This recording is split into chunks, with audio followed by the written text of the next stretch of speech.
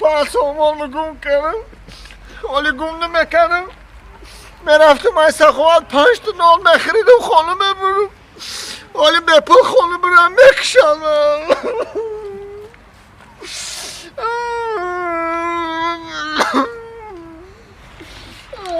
همراه چکا چوکاتی گیریه داری؟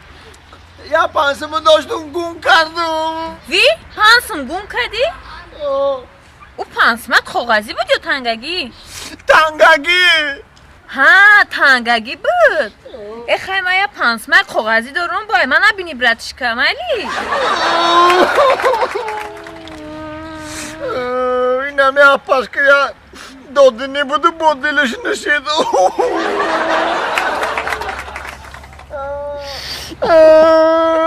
چوکاتی دادا جون تینجه گیریه داری؟ پس همان داشتم گفتم میرم ایسا خواه نون بخرم پس همانمو گم کردم یک گیریه نکه ای بای ای برای پس همان گیریه داری من پس همان برای کارتا بود که نون میخری خلی میخری رحمت ای اکا پس همان برای نون دادی رحمت بر ره پلیش نمیتی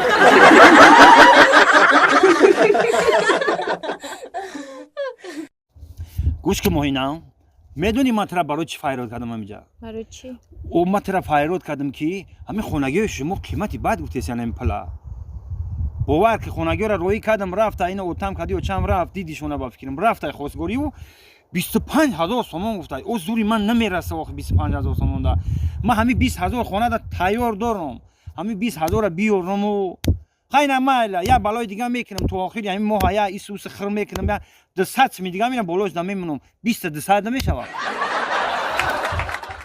خیلی مایلی من خونگی کتی گب میزنم دیلشونم میام نه که 400 دیگه شب بعدی توی با میاری و من تا گب دادم 400 شب بعدی توی میارم او مردگی را نگی برو یگانجا کار کاخی یا پری کاره برو کار که یگانجا میگردی هم خیلی بکار ای بکی چم زن زسته از بیما آبای چه جان بگو او چتا بگو حالی بگو چه که 20 200 میشه بگو بیارم Володя, вот видишь, да, Таджикистан? Очень красивый город. Ты Я первый раз в Душанбе. первый раз? Да. Я уже третий раз в Таджикистан, потому что люблю эту страну. Природа. Да, солнечная страна. Красивый. Очень гостеприимные люди, честно. Да. Знаешь, я всем советую, всем туристам, чтобы приехать в Таджикистан, потому что это очень хороший город. Слушай, Володя, ты минуточку подожди. Хорошо, я сейчас этот сигарет покупаю, приеду. Ага, хорошо, хорошо.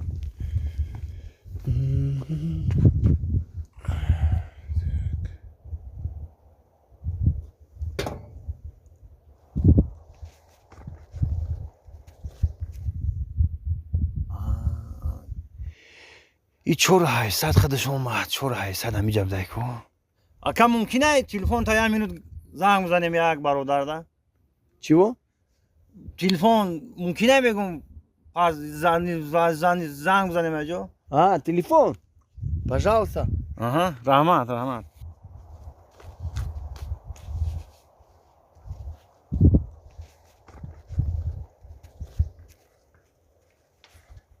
الو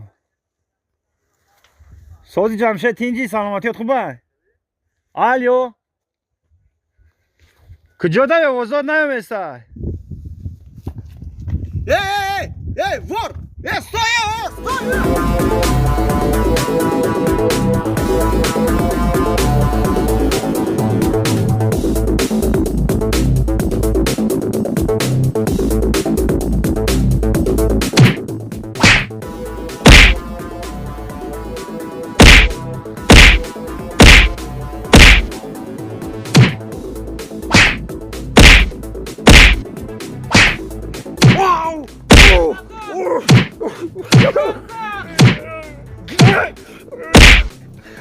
Назад! Назад! Назад! Назад! چی خیلی نزد 5-6 تا زد نزد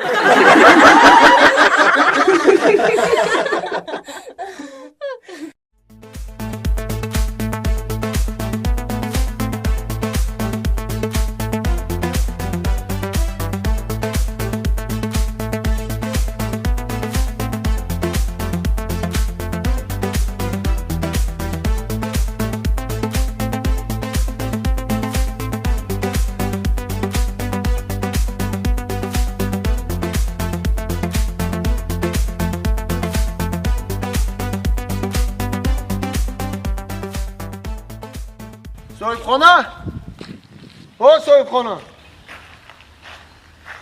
صاحبخانه بیاین کیه بیاین اکا سلام علیکم علیکم سلام نازن سوزن میشه رحمت یگون کس کلانتر خانه ده هست ها اتام خونه ده فرو کنیشه محل شازی